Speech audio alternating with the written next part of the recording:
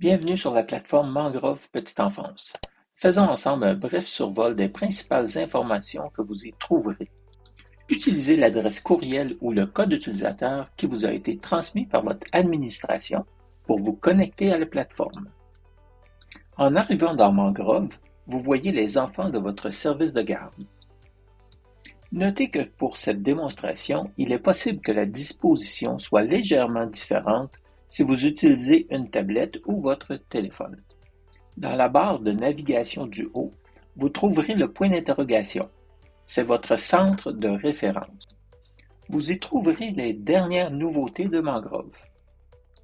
Les vidéos d'astuces vous aideront à bien comprendre les différentes fonctionnalités. Revenez-y pour les consulter au besoin. Vous pouvez aussi avoir du soutien technique directement sur la plateforme. Pour prendre les présences, cliquez sur la photo de l'enfant et glissez-la dans son local d'arrivée. La tuile de l'enfant prend la couleur de son groupe pour indiquer qu'il est arrivé au service de garde. D'un geste rapide, les éducatrices peuvent faire arriver plusieurs enfants. Sur un téléphone, au lieu d'utiliser le mode glisser-déposer, cliquez sur la flèche d'arrivée de l'enfant et cliquez sur le local.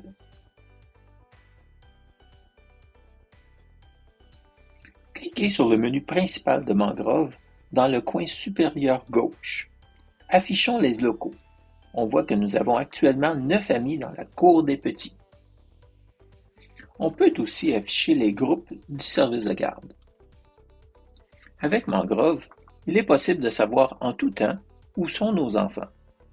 On voit que nos 3 amis qui étaient au parc municipal reviennent dans leur local. Pour faire vos journaux de bord, cliquez simplement sur la tuile colorée de l'enfant qui est présent. Des outils d'intelligence artificielle sont directement intégrés à Mangrove. Ceci vous permet de corriger vos textes en quelques clics et aussi de rehausser la qualité de vos communications. Les journaux de bord de Mangrove sont complètement personnalisables selon vos besoins et le contexte de votre milieu de garde.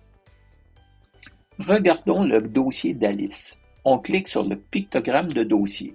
On voit d'abord son calendrier.